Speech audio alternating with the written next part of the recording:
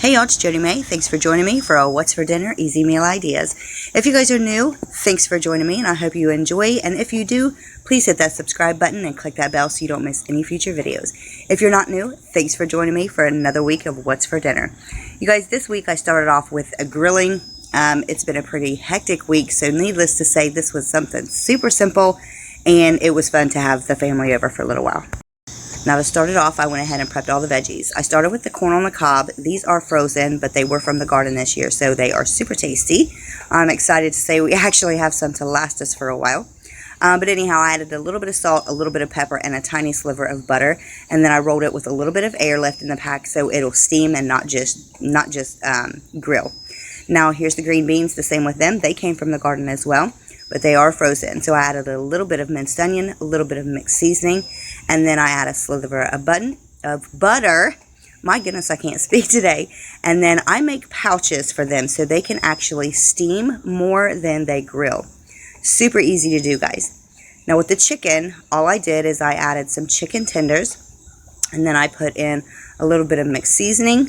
I add in a little bit of butter, and then the same thing with the chicken. I make pouches out of them to where they will steam and not just grill. Now these are frozen hamburger patties. I believe I got this one from Walmart.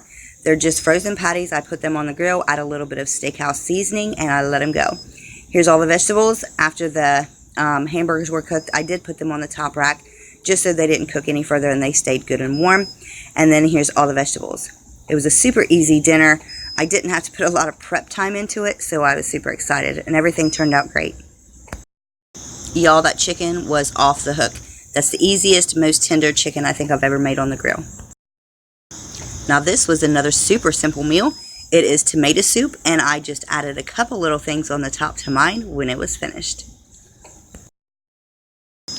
Now all I do here is I add 3 cans of tomato soup, and then I add 2 cans of water and 1 can of milk. Yes, you heard me right, 1 can of milk. So all I did was I put it on the pan, I stirred it up, and I let it simmer for about 20 to 30 minutes, just until it was good and hot, but it was also incorporated with the milk. Now you all, I have seen a lot of people do this when they add the butter to a skillet and then they make their grilled cheese. Y'all, it was a total fail for me. I'm not going to lie at all. Like I don't know how they do it or what the process is. I've tried to mimic it in this video, but it did not work for me. Because normally I put the butter on the bread before I put it in the skillet. I like mine to be crispy and have that butter flavor on the bread. Now, like I said, it was a total fail for me. I'm showing you guys the version where I actually put the butter on the skillet. But then after these 4 were done, I had to go back to putting it on the bread itself. I don't know how you guys do it. If you guys got any tips or tricks, let me know in the comments below, because I'm telling you, it was a total fail for me. But they did turn out great. I'm not complaining about that, and all I did was added a spoonful of sour cream and a pinch of cheddar cheese. This dinner here was ham, macaroni and cheese, green beans, mashed potatoes, and some biscuits. Y'all, it does not have to be a holiday in order to have a big dinner. Trust me when I tell you it turned out great, and the ham was very flavorful. This is normally how I do my hams, but this was a different ham for me. I normally buy the great big ones. But it still turned out really good, and I'm telling you, the flavor was on point. Now here, all I'm going to do is I'm going to slice the ham to where I'm pretty much just piercing it almost halfway through in order to be able to get the pineapple and the brown sugar. All I did was take a half a can of pineapple, the crushed pineapples, and I added about 3 tablespoons of brown sugar to it. Put it in the oven at 350 degrees for about an hour and a half. Now here I'm just adding in a couple tablespoons of minced garlic, about half a tablespoon of minced onion, and some salt and pepper. And then I just put in the frozen green beans, put them in a pan, and let them simmer for about an hour. Now this here is just potatoes I diced, put them on the stove to boil for mashed potatoes. I did forget to show you, so there you go. I made Kraft macaroni and cheese. You guys, I'm picky when it comes to cheeses, and I'm telling you, Kraft has the best.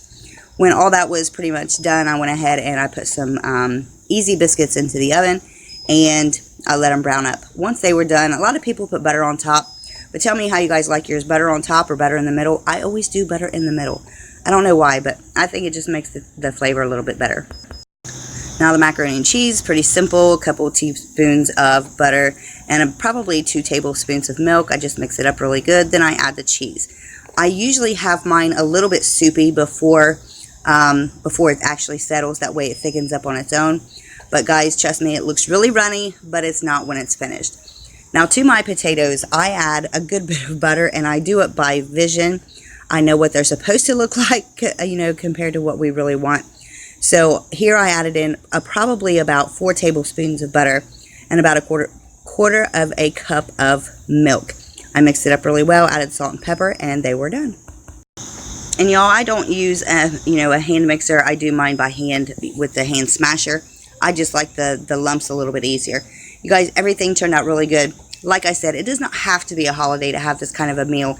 It was great to have it to where you can have leftovers for the next day, and trust me, they were great. I hope you guys enjoyed this week's What's for Dinner with some easy meal ideas. If you did, drop me some comments in the comment section below. Have a great day, guys.